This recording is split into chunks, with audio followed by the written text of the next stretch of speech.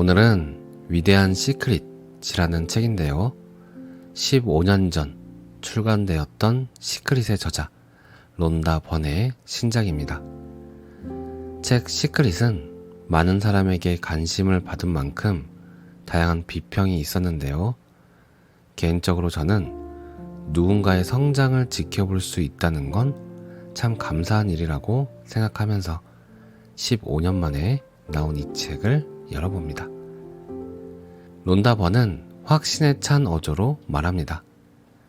당신이 내딛는 모든 걸음은 당신을 행복으로 이끌 것이고 당신의 삶은 덜 애써도 될 것이며 그 행복과 수월함은 끝없이 커질 것이다. 미래에 대한 어떤 두려움과 불확실성도 더는 당신을 괴롭히지 못할 것이다. 일상생활이나 전 세계적 사건에서 느꼈던 불안과 스트레스도 사라질 것이다. 당신이 지금 겪고 있을지 모르는 모든 형태의 고통에서 자유로워질 것이다. 반드시 그렇게 될 것이다.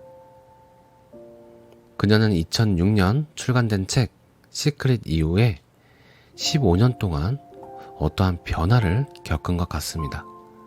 서문에는 그가 다양한 심오한 가르침을 연구하고 불교에 대해 몇 년간 심취해 있었고 크리슈나 무르티, 라마나 마하리시의 가르침들에 영향을 받았다고 말하고 있습니다.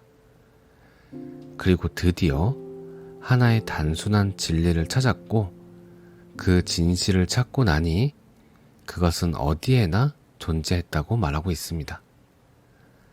책 위대한 시크릿 요약된 앞부분 내용을 읽어볼게요.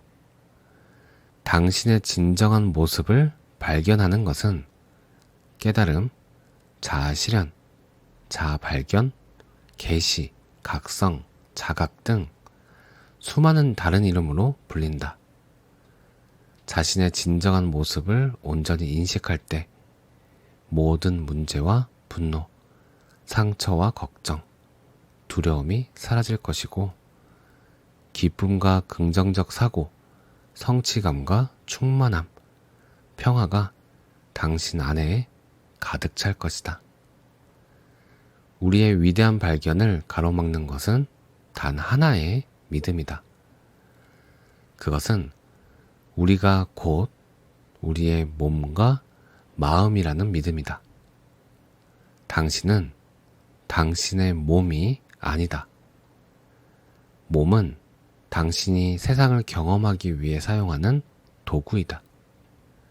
몸에는 의식이 없다. 당신이 곧 당신의 몸이라는 믿음은 인류가 가진 가장 큰 두려움, 즉 죽음에 대한 두려움을 만든다. 진정한 당신은 결코 죽지 않는다. 당신은 당신의 마음이 아니다. 마음은 오직 생각일 뿐이다.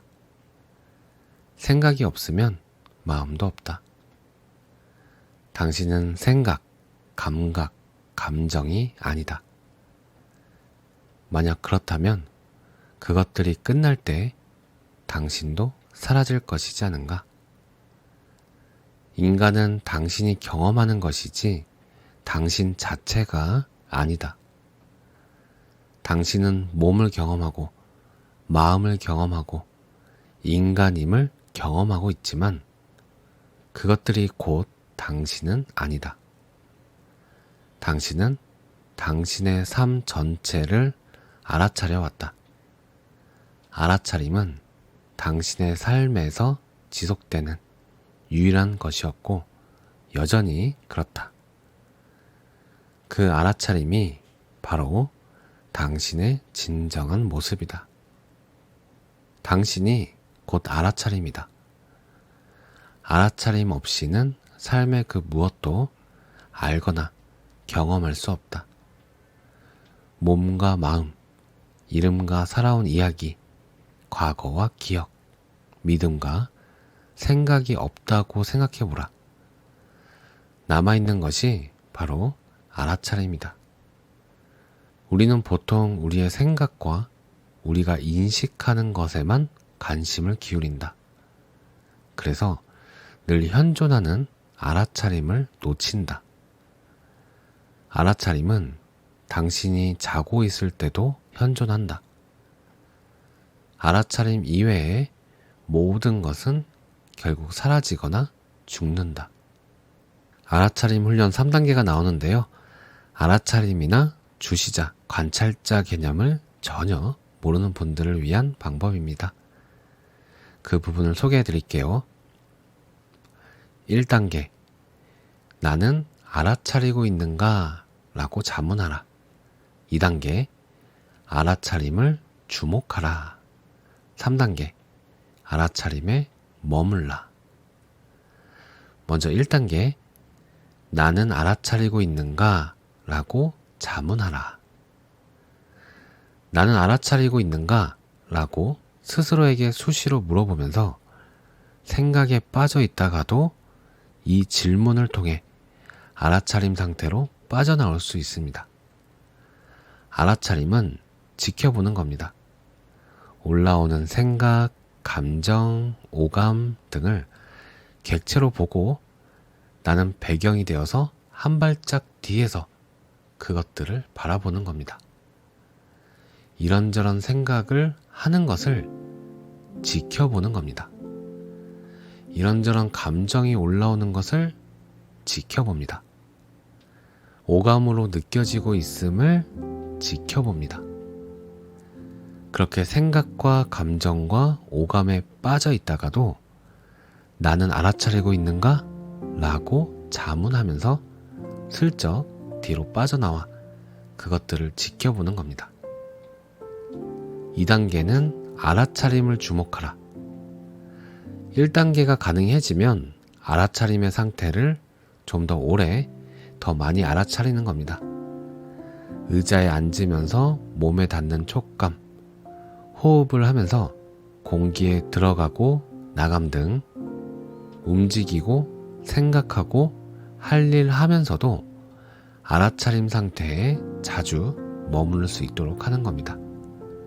3단계는 알아차림에 머물라.